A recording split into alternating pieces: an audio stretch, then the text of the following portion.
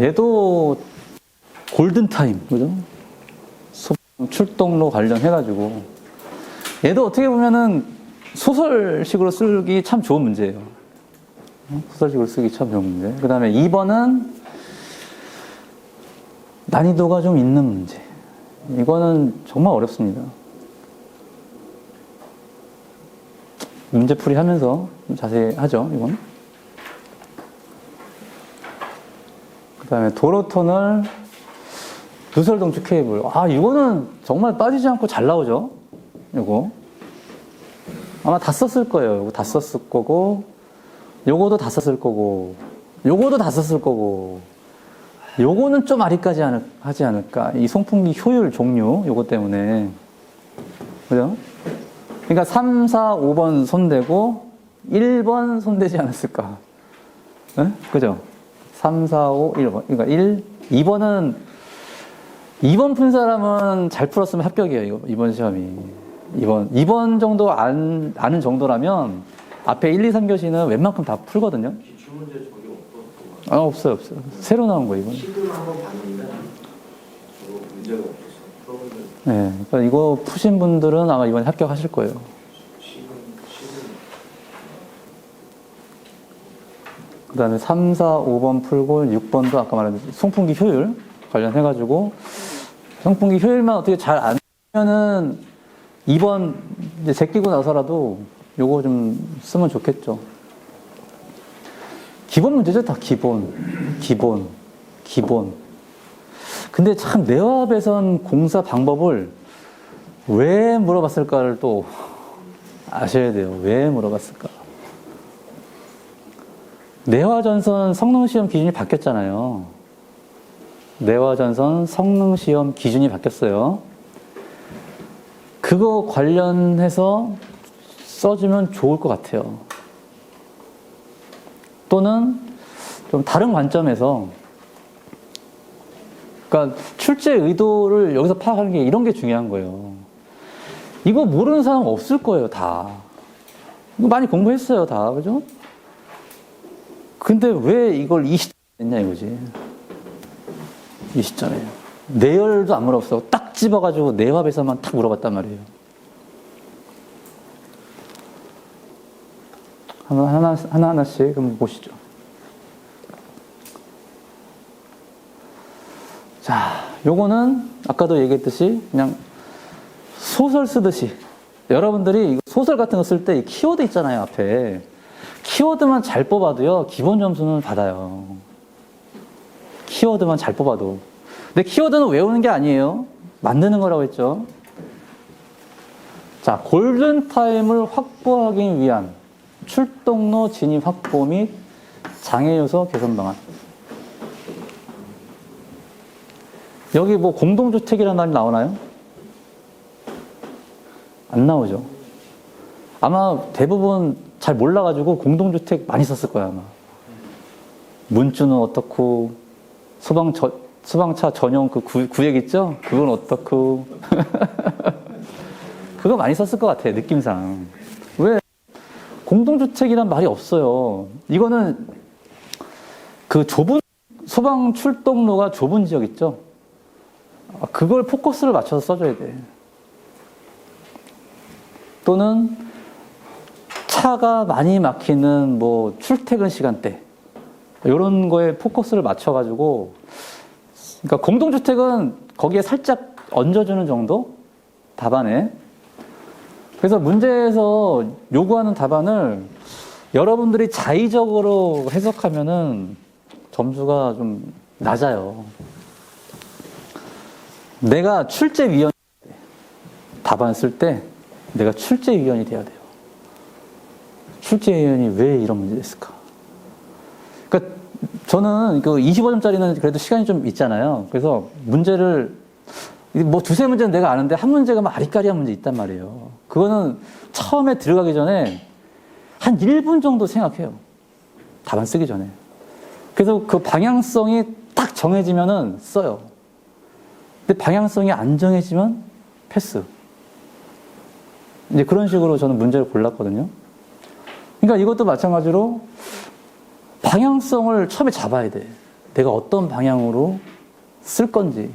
이게 명확하지 않으면 또 쓰다가 보면은 뭐 이상한 말고 다 갖다 붙여 막. 그러면 이제 답안이 깔끔하지가 않죠. 어떻게 결론을 맺어야 될지도 잘 몰라. 그렇게 되면. 그래서 방향성이 중요하다.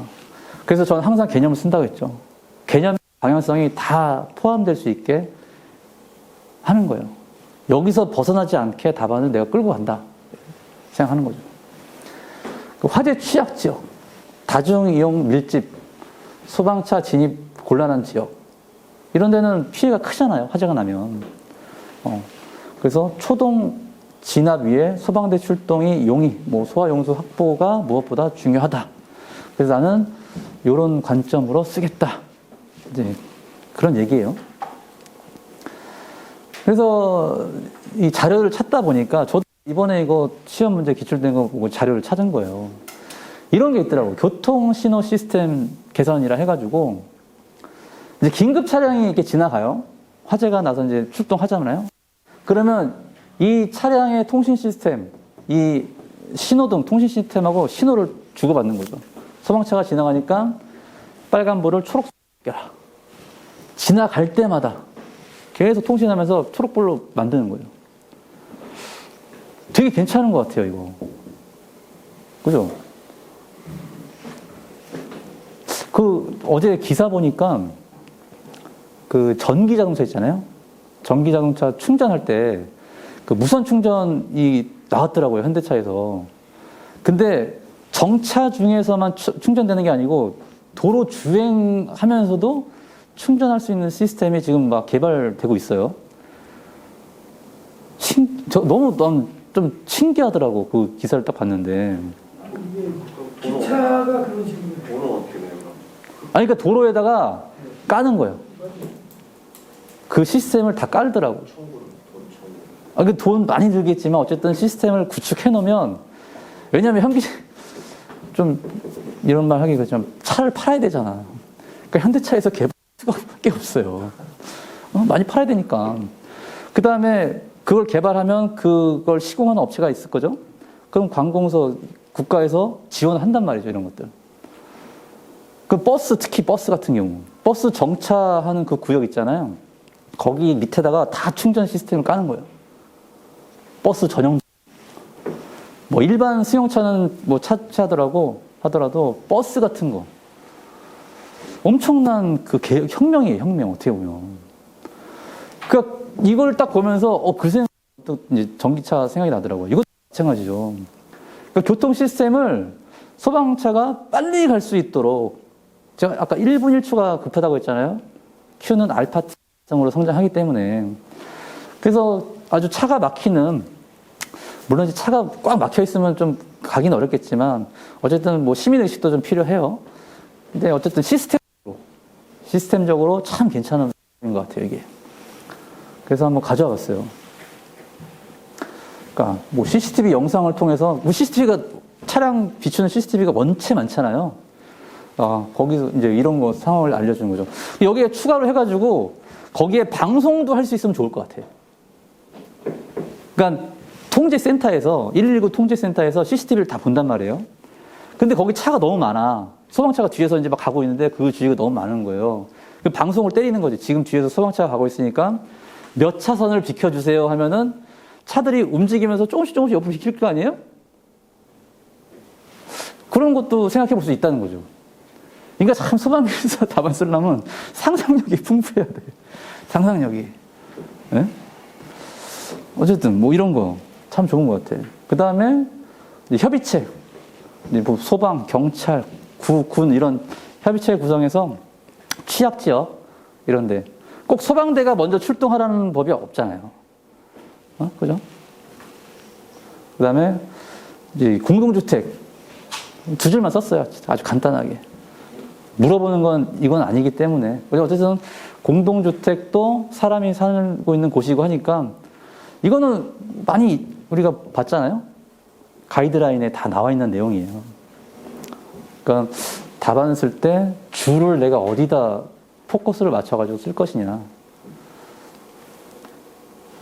주변 장애 요소 개선 방안. 이것도 보면은 되게 정성적이에요. 그죠? 단속을 강화하자. 출동로 표시하자. 그 다음에 대국민 홍보하자. 그죠? 되게 정성적이죠. 법도 지정하자. 그러니까 뭐 그러니까 자유로운 거예요. 이런 답안이 되게 자유로워요. 근데 요거는 실제로 하고 있더라고요. 요거는 실제로 하고 있더라고요. 지자체에서 그러니까 야간에 왜 우리 그 밑에다가 불 비춰가지고 홍보하는 그런 거 보셨죠? 많이 보셨죠? 그러니까 출동로에다가 야간에 그걸 항상 비춰서 홍보하는 거예요. 계속 그 관할 소방서에서 그런 걸 해가지고 좀 차가 많이 다니거나 좀 많이 막히는 이런 데다가 그런 걸 해서 하더라고요. 그냥 그 주민들한테 알리는 거죠. 여기는 화재 시에는 소방로로 이제 쓰일 수 있는 곳이다. 우리가 왜 피난로 같은 거 할 때 어때요? 항상 밝게 유지를 해야 되고 우리가 많이 다니는 곳을 피난로로 하잖아요. 똑같은 거죠, 이것도 그런 개념. 그래서 뭐 이런 거 보면은 뭐 5m 이내 불법 주차 금지하고 규제봉 설치하고 이거 보셨죠? 소방시설 주변에 적색으로 이렇게 상수도 소화전 보면은 이렇게 쫙 빨간색으로 돼 있는 거. 그러니까 시각적으로 자꾸 알려주는 거예요. 여기다 주차하지 말라고. 근데 얘도 시각적이죠? 불빛으로, 라이트로 알려주는 거잖아요.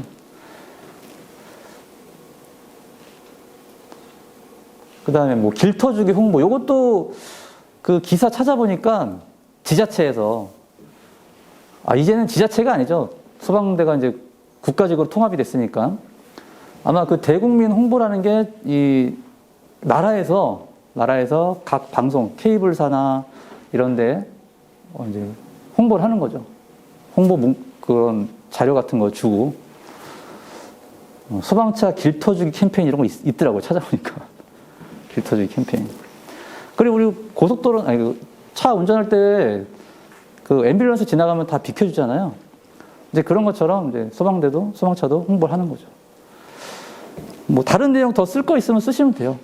뭐 이런 식으로 그냥 요거는 어떻게 보면은 생각나는 대로 그냥 쓰면 기본 점수는 주지 않을까. 네. 자, 4-2번. 어려운 문제죠, 어려운 문제. 자, 문제를 먼저 보면, 곱팽창포 소화설비, 이제 포 생성률을 물었어요. 곱팽창포 소화설비의 포 생성률. 그리고 뭘 물어봤어요? 고정포 방출구의 설치 기준. 이 두 가지를 엮어서 답안을 써야 돼요. 이 두 가지를 엮어서. 엮기가 쉽지가 않아요, 이건. 자, 이거는 NFPA에서 포를 계산하는 방법이에요. 근데 국내 포 방출구 설치 기준을 또 물어봤어요. 그러니까 NFPA를 물어봤다, 국내를 물어봤다라는 건 분명히 뭔가 차이점이 있는 거예요. 단순한 계산 문제가 아니라는 거죠, 이게. 그런 관점으로 접근을 해보면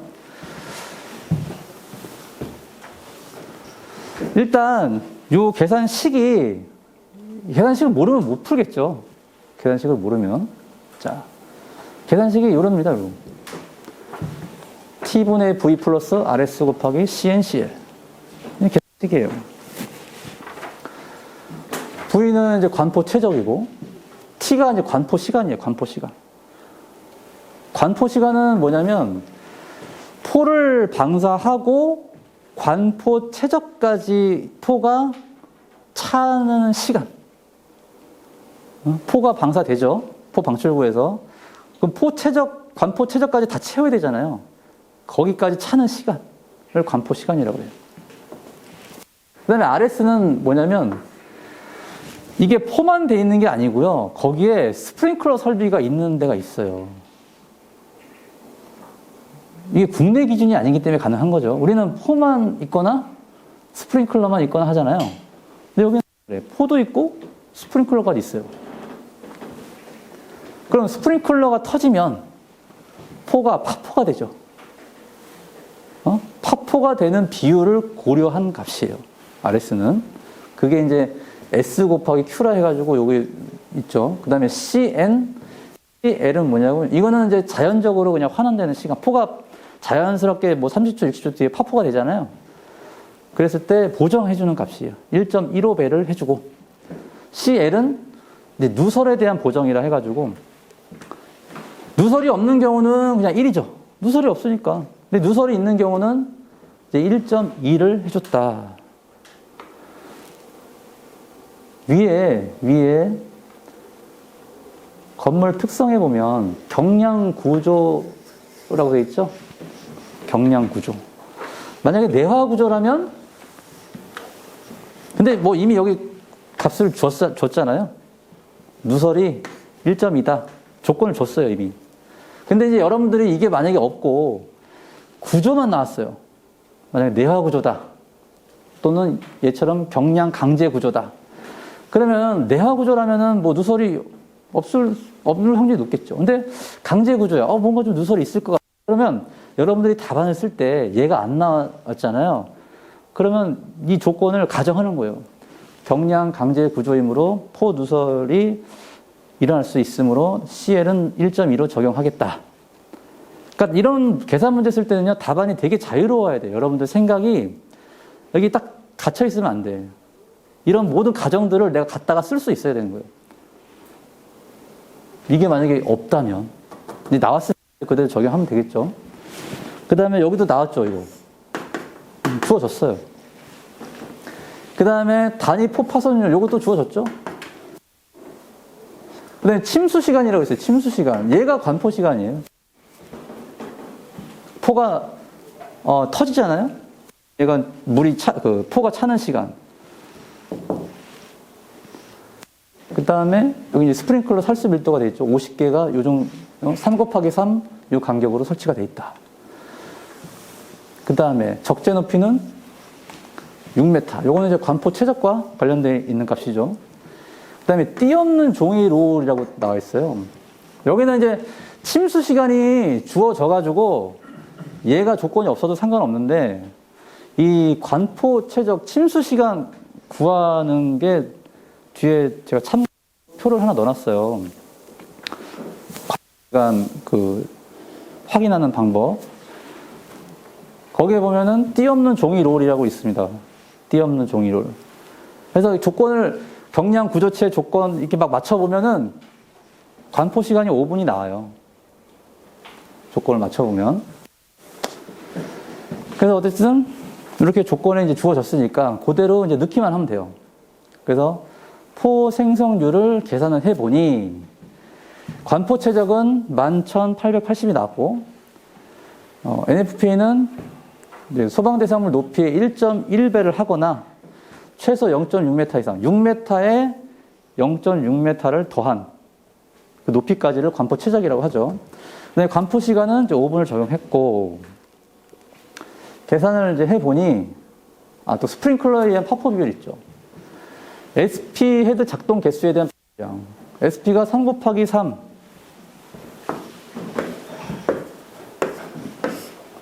3m 다 3m씩 있다는 거죠. 이렇게 3m 다.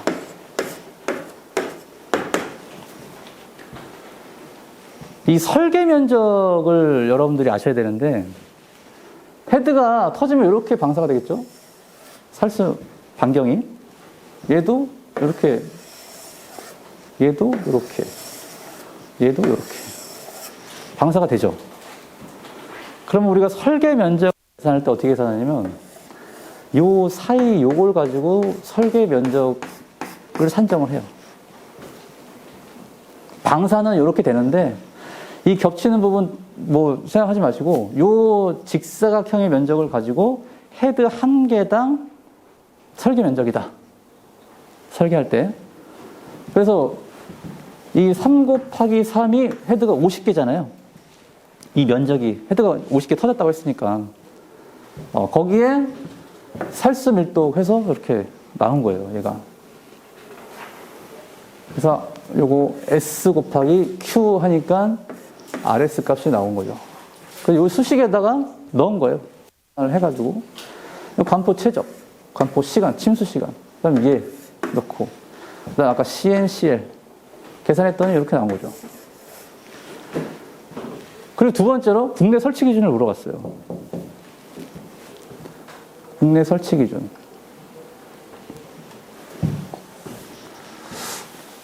국내 설치 기준, 고팽창포 설치 기준에 보면 방출량이라고 있어요. 방출량 요거. 다른 건 몰라도 돼. 네? 다른 건 몰라도 되는데 여러분들이 이건 꼭 써주셔야 돼요. 왜? 얘랑 비교를 해야 되니까.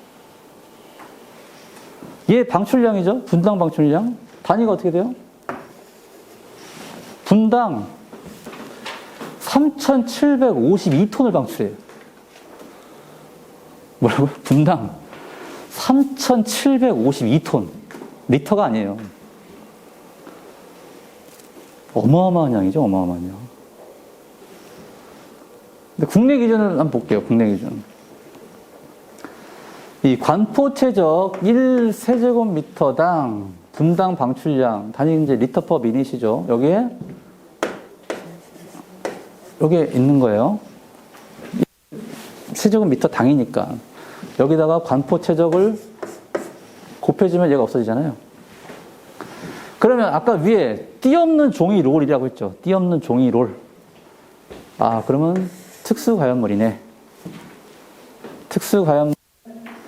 그래도 비교하려면 제일 많은 걸 한번 비교해 보자고요. 국내 방출량 1.25리터 퍼 미닛이 제일 높은. 팽창비는 250 이하라고 가정을 하고, 그러면 방출률은 1.25리터 퍼 미닛이 되잖아요. 근데 그렇게 해서 계산을 해보는 거예요. 국내를. 그랬더니만 밑에 이제 계산식이 있죠. 이제 관포 최적은 한번 동일하게 가정을 하고, 국내는 좀 다르긴 하지만, 국내는 이제 0.5m 플러스해서 계산하지만, 어쨌든 가정을 동일하게 했어요. 그 다음에 팽창비는 이렇게 하고 가정했죠. 특수가연물 저장했다. 그러면 관포 최적 곱하기 방출률 했더니만 이렇게 되고, 단위가 맞추다 보니까 14.8 세제곱미터 퍼 미닛이 방출됩니다. NFPA와 약 250배 정도 차이가 나요. 계산을 해보면. 어마어마하게 차이 나죠? 실제로 국내에서 이런 위험물 저장 탱크에서 화재가 나면요, 그 안에 있는 내용물 다 없어질 때까지 그냥 계속 포 쏴요. 더 이상 확산되지 않을 정도로. 진압이 어렵다는 거예요. 진압이. 근데 NFPA는 뭐예요? 화재가 나면 그걸 진압을 시키는 거죠. 위험물이 다 타들어가는 시간을까지 포를 쏘는 게 아니라 진압을 시켜버리는 거예요. 실예로 2000년 초반인가? 미국에서 80m짜리 저장 탱크에서 화재가 난 적이 있어요. 한번 생각해 보세요. 저장 탱크가 80m야, 직경이. 응? 이거 얼마 만에 화재 진압했냐면 25분. 25분 만에 화재 진압했어요. 대단하지 않아요? 이걸 어떻게 진압했겠어요, 이걸? 그냥 포 갖다 쎄라 부은 거예요, 그냥. 어떤 방식으로? 그때는 이제 후드 프리트 방식이라 해가지고, 우리 아까 그 포 모니터 노즐 있죠?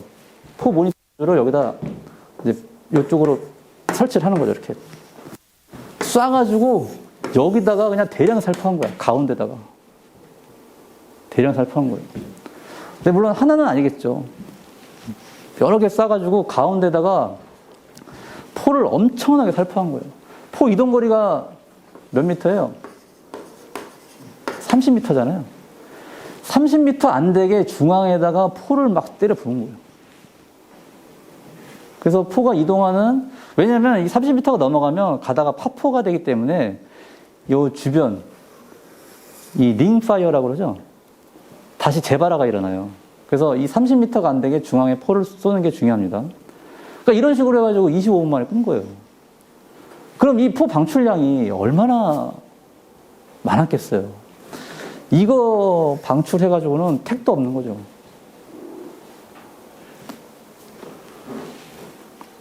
그러니까 저는 이 문제가 나온 이유가 가스계도 마찬가지고 포도 마찬가지고 화재 진압이 사실상 불가능해요. 국내 이 기준을 가지고 설계를 했으면. 실제로 모르겠어. 석유화학 공장에서 이 NFPA 기준을 가지고 설계를 한다면 포 저장 탱크만 해도 진짜 뭐 이런 거 막 몇 개는 있어야 될 것 같아. 그러잖아요? 그 수온 확보만 해도. 근데 이 포 모니터 노즐이 수온이 어디서 오냐면요. 거의 바닷물 써요, 바닷물. 그러니까 석유화학 공장이 대부분 바다 근처에 있잖아요. 해안가 주변. 그러니까 저장량을 저장할 수 있는 공간이 너무 없다 보니까 바닷물 가지고 포를 섞어서 쏴버려요. 그래서 이 배관 구경이 진짜 이래. 30cm, 그냥 직경 30cm 배관이 가는 거예요. 사람이 들 수가 없어요. 그것도 가까운 거리가 아니야. 1km, 2km 거리예요. 1km, 2km 있는 거기에 있는 바닷물을 흡입해가지고 쏘는 거예요. 포 쏠 때. 그 포 모니터 노즐이라는 게 있는 거예요. 그래서 해안가 주변 15m 이내에 설치를 하고 그 바닷물 쓰는 거예요. 바닷물. 그 수온 담당해. 좁은 땅덩어리에서. 어쨌든 국내랑 비교를 이렇게 마무리를 하면은 저는 좀 좋은 점수를 받지 않을까. 그러니까 항상 그거예요. NFPA와 국내 기준을 물어봤다면 비교를 해줘야 돼. 차이점이 뭔지 명확하게. 그냥 요거 뚝 잘라서 쓰고 요거 뚝 잘라서 쓰는 게 아니라 두 가지를 물어봤다면 항상 비교를 해라. 만약에 비교를 내가 못하겠다. 아까 말했죠. 저는 안 쓴다고. 차이점을 모르겠다. 손을 못 대는 거예요. 이게.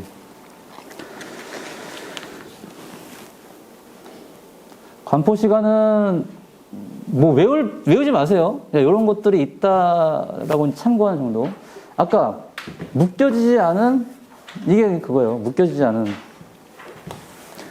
고밀도 가연물 중에 롤페이퍼 크래프트라고 있죠. 근데 묶여지지 않았대. 그래서 5분을 적용하는 거예요. 스프링클러는 설치가 돼 있죠. 그리고 경량 구조체니까 비내화 구조죠. 만약에 내화 구조라면 더 많네. 그죠?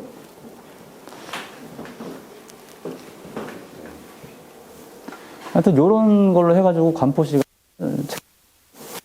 참고 외우지 마세요.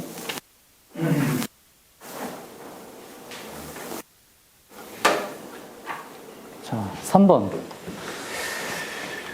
자, 요것도 잘 나오는 문제, 잘 나오는 문제. 10점이든 20점이든 참 잘 나와요. 근데 여기서 그레이딩을 물어본 게 아니라, 그레이딩은 물론 보안 방법이지만 이 손실 종류와 측정을 물었어요. 보안 방법 세 가지. 손실의 종류, 측정 방법, 보안 방법. 좀 더 뭐예요? 좀 깊이 있게 물어본 거죠. 디테일하게. 자, 터널에서요. 터널에서. 보통 누설 동축 케이블이 1km가 넘어가면요. 좀 전송 손실이 발생해요. 그래서 거기에 중간중간에다가 뭐 증폭기를 설치한다거나 아니면 이제 그레이딩 방식으로 보완을 하는데, 그레이딩이 뭐예요? 화재 재난 시 원활한 활동, 원활한 통신. 지금 국내 초장 터널이 몇 킬로죠? 10km가 넘지 않나요? 강원도에 7km 이상은 될 것 같아. 하여튼 새로 뚫린 몇 년 전에 뚫린 거. 참고로 거긴 터널이 이렇게 있죠. 가운데 이렇게 보조 터널처럼 하나 있어요. 가운데 보조 터널. 그래서 이쪽은 일로 가고 이쪽은 일로 가는데 여기서 이제 소방차가 일로 왔다 갔다 하는 거예요. 화재시. 그래서 화점까지 이동해서 문이 이제 있는 거죠. 여기로도 가고 여기로도 가고. 또 여기서 화재가 나면 여기 있는 차들이 일로 이동해서 피난하고 이렇게 돼 있어요. 터널이.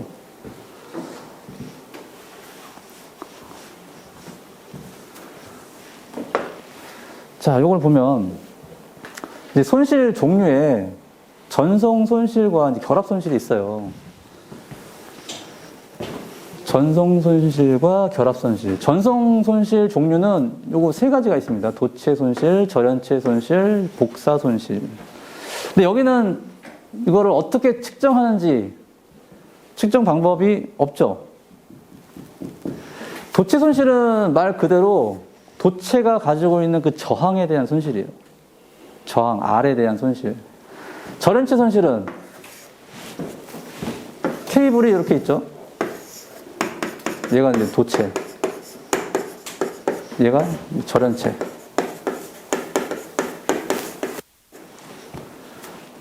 이 절연체랑 유전체랑 같은 거예요. 절연체랑 유전체. 아까 유전체 했었죠, 유전체.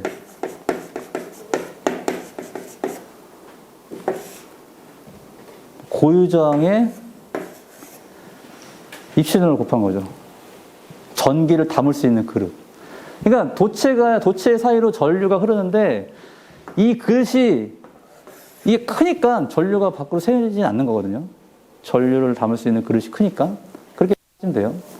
근데 절연체 손실이 발생해요. 얘의 전류가 흐르다 보니까 여기에 C가 발생하고 여기 사이에 저항이 발생합니다. 요게 손실로 작용해요. 그게 열로 발생하는 거예요. 전류가 지나가면 왜 열이 발생하잖아요. 그게 이제 이런 절연체에 의해서 손실로 발생한다라는 거고, 복사 손실은 이제 케이블이 여기 보면 이제 이렇게 슬롯이 있잖아요. 여기서 이제 전파가 나온단 말이죠. 이렇게 전파가 나와요. 그러면 이 공간을 자유공간이라고 해요. 자유공간. 이게 막혀있지 않은 뻥 뚫린 공간, 자유공간. 그러면 이 전파가 이렇게 나오면서 자유공간의 어떤 저항 때문에 여기서 뭐 흡수가 된다거나 반사가 된다거나 전파가 공기 중에 흡수가 되거나 반사가 된단 말이죠. 이게 손실이라는 거예요. 그냥 공기 중에 복사로 일어나는 손실. 그래서 이 크게 세 가지가 있어요.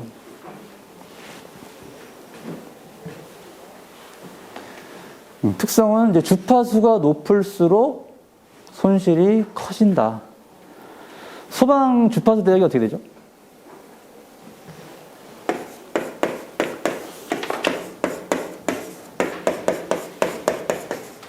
(440에서) 한 400MHz 정도 돼요. 주파수 대역이.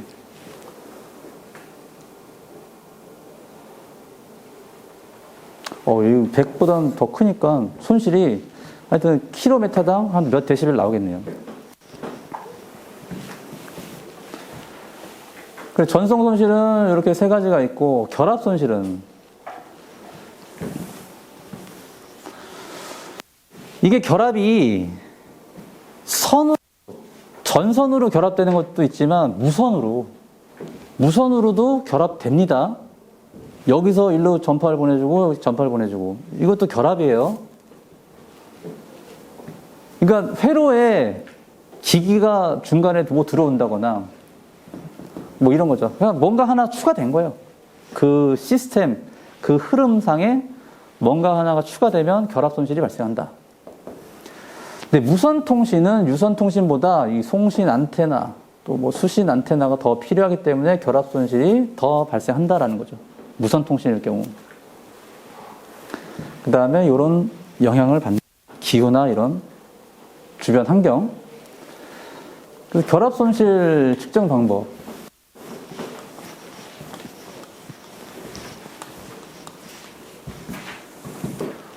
다이폴 안테나라고 있어요. 다이폴 안테나. 다이폴 안테나가 그러니까 요렇게 생긴 거예요. 요렇게 해가지고 옆으로 그냥 180도로 이렇게 빡 벌려질 수 있는 안테나. 요게 이제 요거죠. 다이폴 안테나가. LCX 누설 동축 케이블에서 전파가 나오죠. 한 1.5m 떨어진 거리에서 여기다 이제 입력을 하겠죠. 전압을 입력을 합니다. 여기서 수신을 하는 거죠. 입력 전압에 대한 수신 전압이 얼만큼 수신되느냐.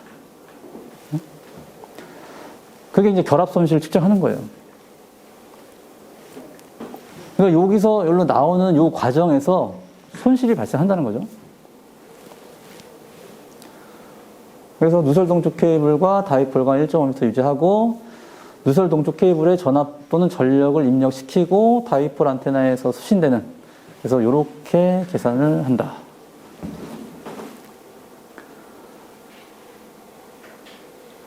손실 보완 방법에는 이제 그레이딩이 있고, 2번에 보면 증폭기로 손실을 보상하죠. 근데 실제로 터널에서 얘를 쓰느냐? 다 증폭기 써요. 증폭기 쓴다고. 아니, 케이블 언제 이거 다 일일이 다 계산해가지고 이걸 연결을 못해요. 시공사에서.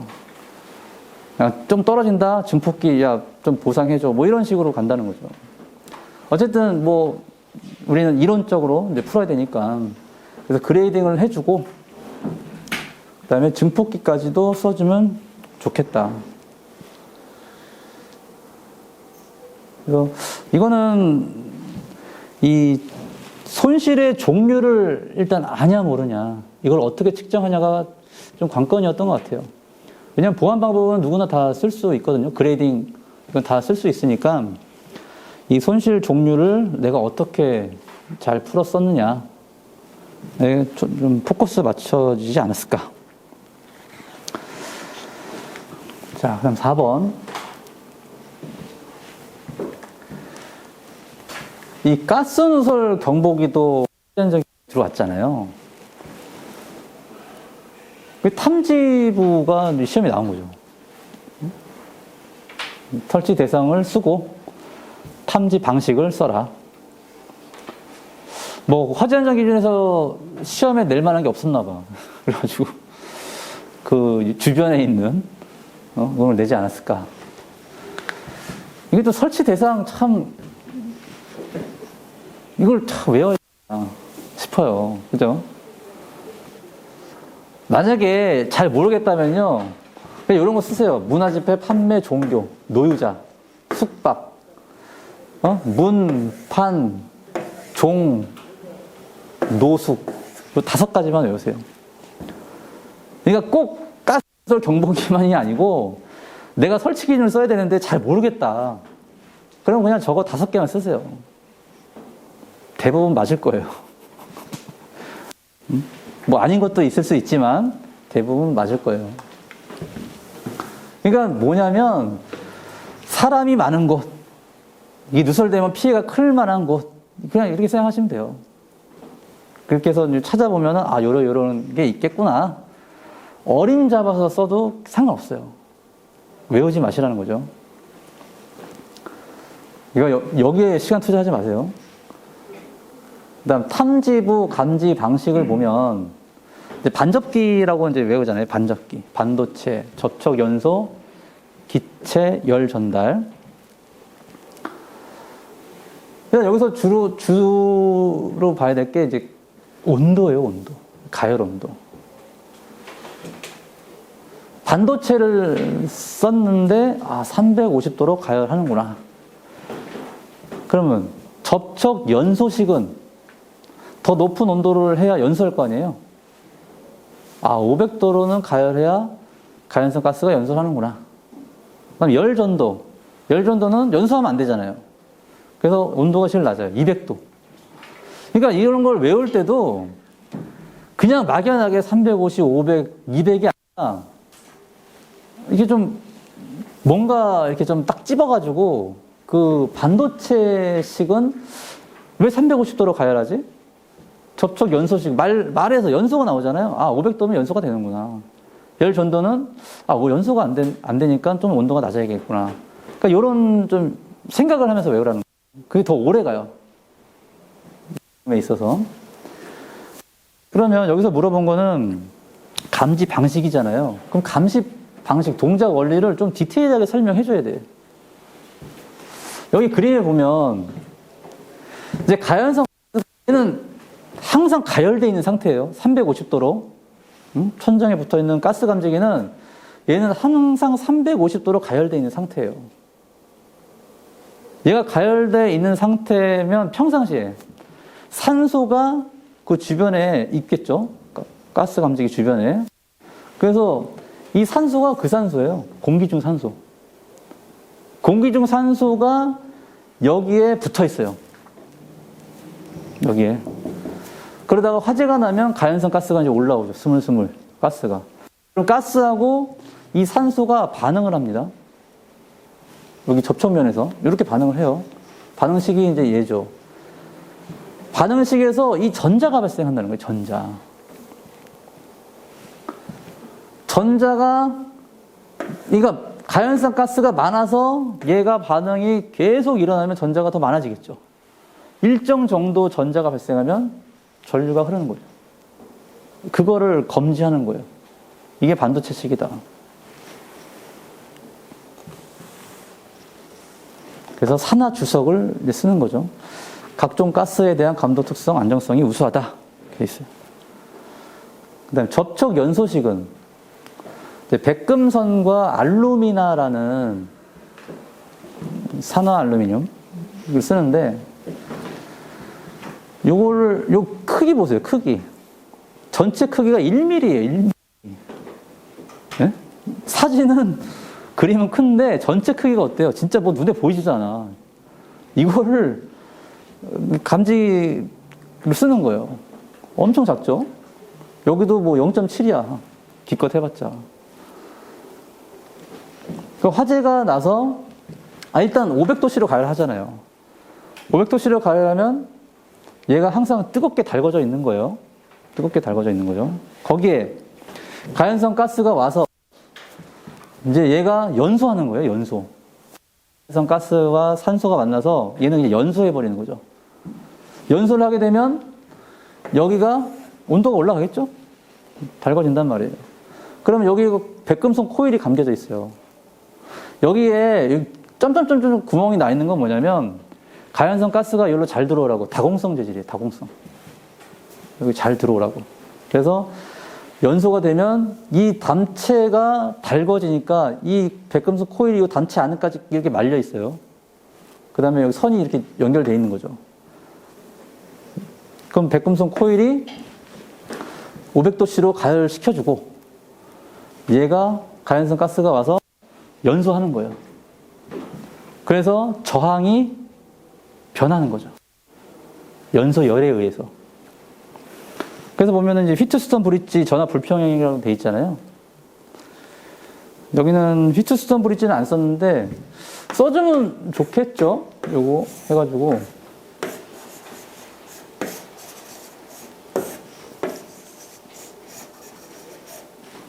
이렇게 여기 가운데 검육이 R1, R2, R3, R4 얘가 가변저항이죠.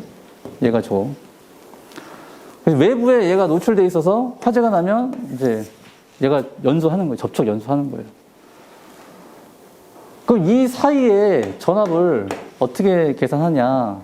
전압분배 법칙이라고 있어요. 전압분배 법칙.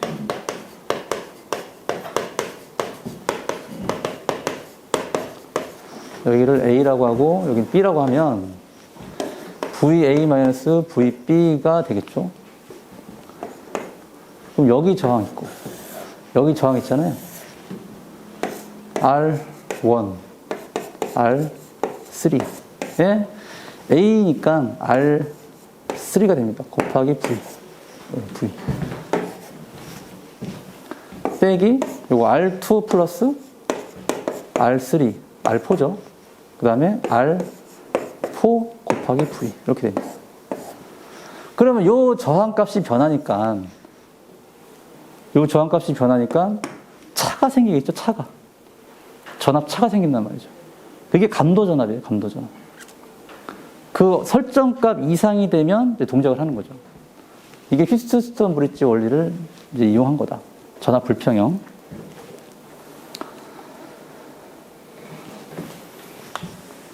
그래서 저것까지 써주면은 더 좋을 것 같아요. 이것까지 써주면.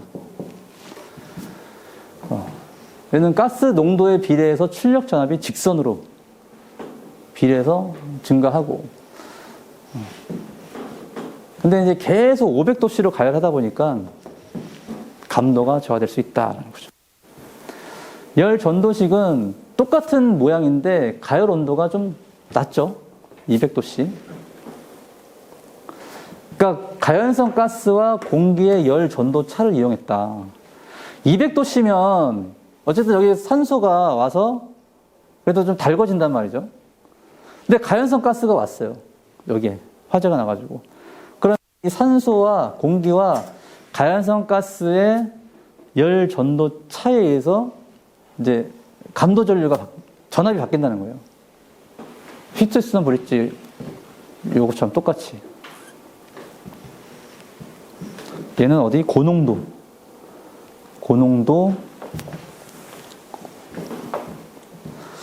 CH4나 CO2. 주로 얘를 쓸 것 같은데, 가정에. 메탄 감지에 유용하다고 하니까. 응? 그죠?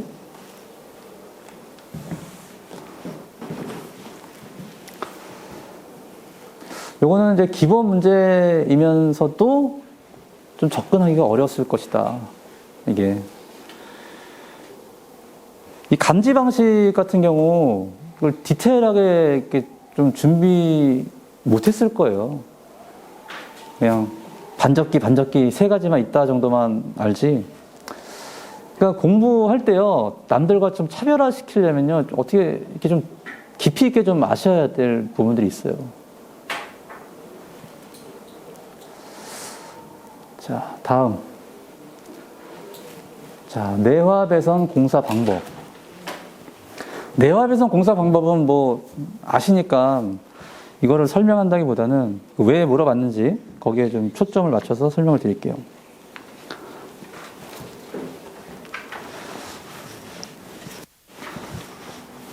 내화배선 공사 방법이 뭐 노출, 기본적으로 케이블 공사 방법에 의하고, 내화 전선, MI 케이블은 내화층이 있죠. 내화층. 실제로 화재 시에 그 내화 전선 그 성능 시험했다고 했잖아요. IC 뭐를 바뀌었지? IC 60332인가? 다시 1 또는 2. 이걸로 바뀌었어요. IC 기준으로. 그래서 가열 온도가 기존에 750도씨였는데 이게 830도씨로 바뀌었어요. 가열 온도가 좀 높아졌어요. 기존보다 많이 높아졌죠.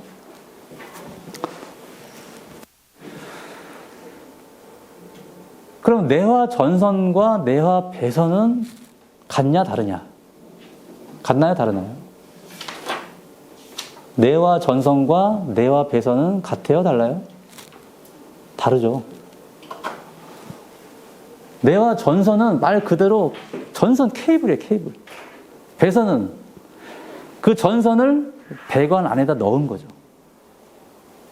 전선을 배관 안에다 인입시킨 게 배선이고, 이거는 내화 전선, 케이블의 내화 성능을 테스트하는 거예요. 그러니까 이렇게 가열해도 2시간 해야 되고요. 퓨즈가 용단되면 안 돼요. 전류를 흘렸을 때. 이 내화 배선과 무슨 뭐 연관이 있냐? 한번 볼게요. 케이블 공사를 하고 또 매립을 하죠. 내화 배선할 때. 자, 금속관, 이종 금속재 가요 전선관, 그 다음에 합성 수지관에 넣고 그리고 내화 구조의 바닥벽 등에 25mm 이상 깊이로 매설한다. 그러니까 벽 안에 묻는 거야, 아예. 전선관에다가 넣고 얘를 벽이든 바닥이든 콘크리트 안에다가 넣어버리는 거죠. 이게 내화 배선이라는 거예요. 그 다음에 하나 또 다른 거. 구획된 실, 우리 그 EPS 거기 구획돼 있잖아요. 그 안에다가 전선을 시공하는 것도 내화 배선이다라고 얘기하는 거예요. 그럼 어떻게 하냐? 내화 성능 갖춘 배선실. 이게 EPS예요, EPS. 거기에 만약에 타 용도 배선이 있어요. 케이블 트레이가 쭉 올라가는데 이게 소방용 지나가고 일반 지나가고 하면은 따로따로 설치하면 되는데 케이블 트레이를 만약에 하나만 써요. 그러면 이격을 시켜야 되는 타 용도 배선과 소방용 15cm 이상 이격. 이렇게 되면 내화 배선이다 라는 거고요. 그 다음에 또 어디 갔어?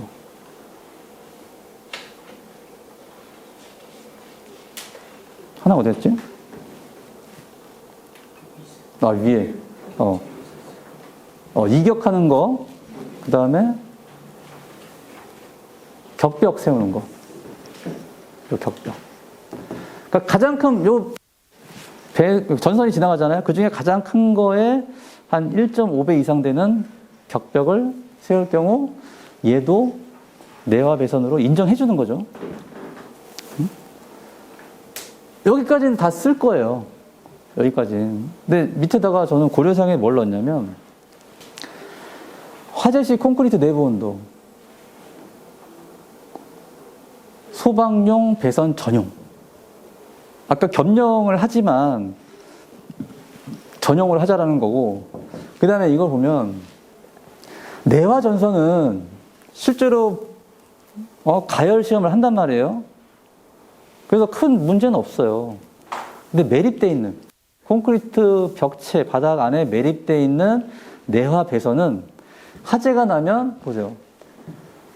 내부 온도가 600도씨 되는 깊이, 내부 온도가 350도씨 되는 깊이가 이렇게 이제 시간에 따라서 달라지죠.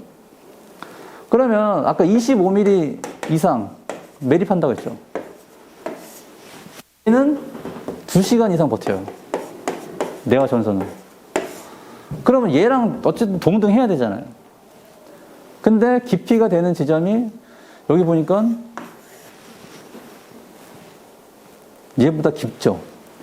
특히 350도가 되는 지점은 콘크리트 벽면에서부터 6cm까지 깊이까지도 온도가 올라간다는 거예요.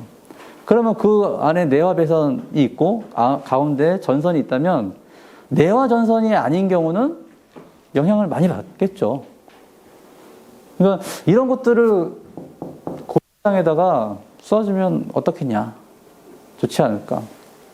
그 다음에 아까 겸용했는데 겸용하지 말고 전용으로 하자. 그러니까 내화 배선 공사 방법을 물어봤다는 거는 여기에 과연 문제점이 뭐가 있을까? 좀 개선 방향이 뭐가 있을까? 이렇게 생각하는 거예요.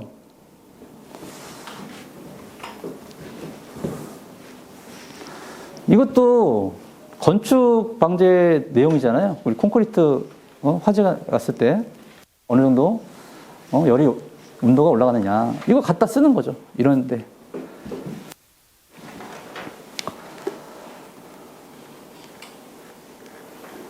자, 마지막 6번입니다. 마지막. 자, 6번. 다 왔어요. 다 왔어. 다 왔어. 자, 조금만 기운을 내자고요. 자, 1번은 뭐 웬만큼 다 쓰실 거예요. 1번. 원심 송풍기와 측류 송풍기 종류. 뭐 이거를 그려도 되고 굳이 이거를 안 해도 됩니다. 이거. 요거는 종류는 그냥 쭉 보세요. 다익형, 뭐 익형, 다익한, 한정부하형, 레이디얼형, 터보형, 원심 펌프에는 충류, 뭐 충류 송풍기는 프로펠러, 튜브, 베인 이런 게 있죠. 뭐 교재에 잘 나와 있으니까 보시고. 문제는 얘예요. 송풍기 효율 종류. 전압 효율과 정압 효율이 있다는 거는 알아요. 근데 디테일하게 정압 효율이 뭐고 전압 효율이 뭐냐 이거를 설명하라고 그러면 잘 못해요. 주로 송풍기 효율 그 계산서 보면은 다 전압 효율로 합니다. 전압 효율로 하는데 간혹 정압 효율로 하는 경우도 뭐 있어요. 일단 개념을 볼게요. 개념. 효율은 입력에 대한 출력의 비죠. 제가 분모 밑에는 뭐라고 했죠? 기준이라고 했죠? 기준. 기준이 100. 100이 들어왔어요. 그 다음에 손실 빼고 얼만큼 이제 출력이 되겠죠? 다른 말로 어떻게 써요? 입력분의 입력 마이너스 손실 이렇게 쓸 수 있죠. 효율을. 그래서 반대로 여기 손실도 계산할 수가 있어요. 다 넘겨가지고. 근데 송풍기에서 입력은 뭐냐? 축동력. 출력은 뭐냐? 공기동력이라고 그래요. 축동력, 공기동력. 자, 한번 송풍기 구조를 한번 볼까요? 여기 이렇게 생겨가지고 여기 막 이렇게 날개가 이렇게 있죠. 날개가 있고 여기 전동기가 이렇게 있어요. 전동기. 그 다음에 여기 뭐가 있어요? 이렇게 팬이 있죠. 팬베어 벨트. 얘가 막 돌고 얘가 막 돌아요. 흡입하고 배출하고 이쪽으로 뭐 흡입되고 요 가운데로 흡입되고 여기로 배출한다. 만약 예를 들어서 그러면 축동력이 뭐예요? 여기서 여기로 전달해주는 동력이죠. 공기동력은 여기 토출되는 공기. 이게 공기동력이에요. 여기서 전달되는 축동력에 대해서 공기동력이 얼마나 나오냐. 그러면 손실 입력 대비 손실을 빼면 공기동력이 나오는 거예요. 계산은 이렇게 합니다. 그거를 이제 문자로 L 부하분의 축동력 부하분의 PQ라고 하는 거죠. PQ. 이 곡선 있잖아요. PQ. 요거 P Q. 요거예요. 그럼 공기동력 계산 시에 전압과 정압에 따라 전압 효율이 있고 정압 효율이 있어요. 예전에 어떤 문제가 한번 기출됐냐면 송풍기 정압 계산해라. 전압 계산해라라는 게 좀 오래전에 한번 기출됐어요. 계산 문제로. 계산 문제로. 아이고. 전압 효율은 어떻게 계산해? 일단 전압을 알아야겠죠. 송풍기 전압. 전압은 뭐예요?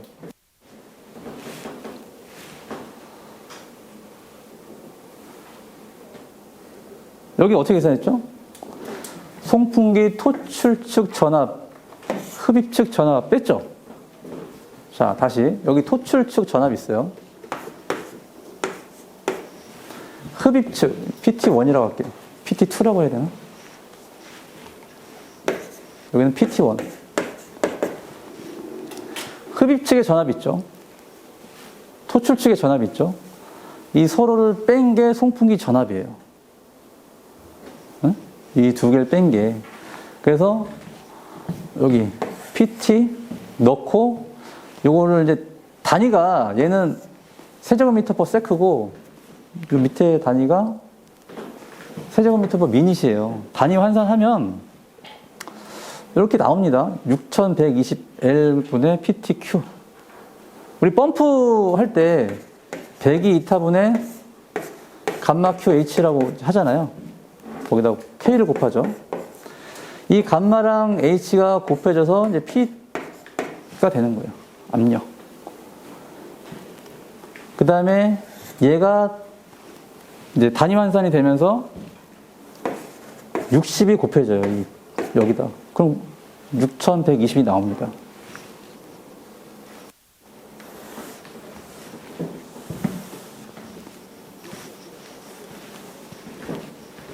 그래서 전압효율은 저렇게 계산하고, 정압효율, 이게 조금 이해를 잘 하셔야 되는데, 송풍기 정압에 대한 효율이에요, 정압효율은. 그죠? 정압에 대한 효율. 근데 정압을 어떻게 계산하냐?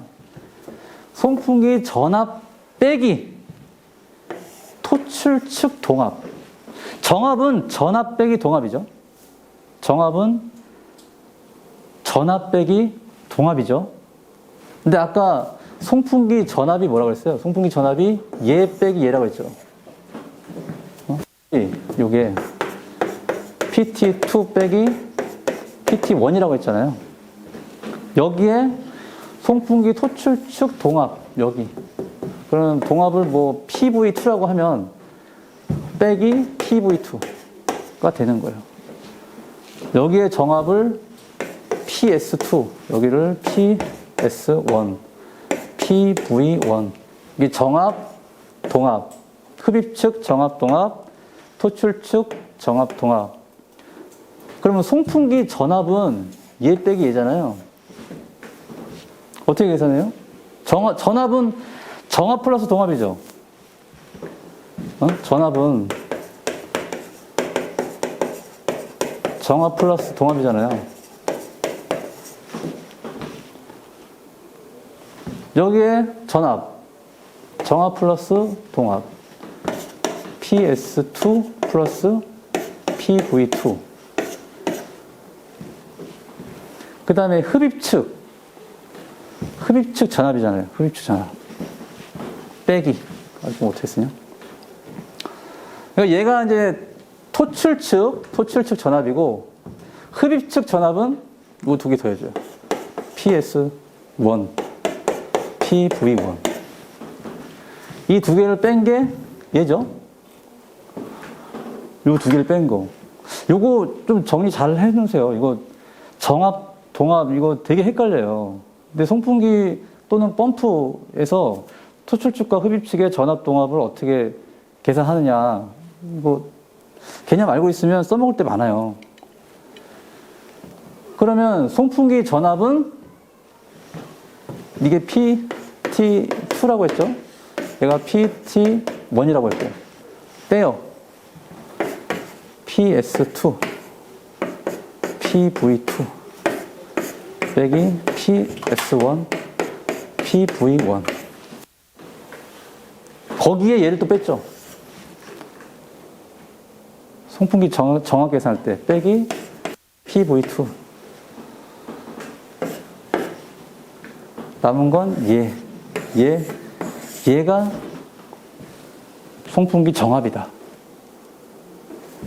그러니까 여기 이 정압이 아니고요. 이 정압이 아니고 얘가 송풍기 정압이라는 거예요.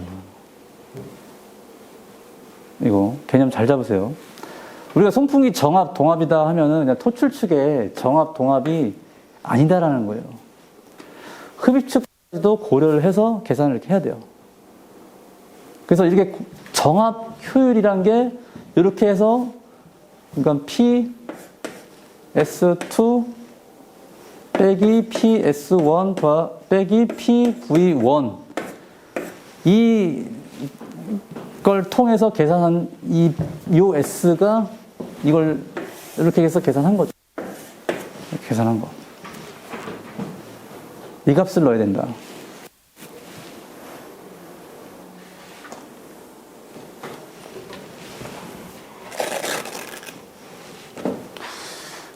뭐 이것까지 쓸 시간은 없었을 것 같아요. 어쨌든 전압 효율과 정압 효율이 있는데, 이런 방식으로 계산한다까지 써주면은 아주 금상첨화고, 그냥 이 정도만 해줘도 충분할 것 같아요. 그래서 기출문제 풀이는 요거만 넣고, 그리고 요거는 아까 제가 쭉 설명한 거는 언제 또 계산 문제 나올 수가 있어요. 이런 거는. 그래서 정리 좀 잘 해두시고요.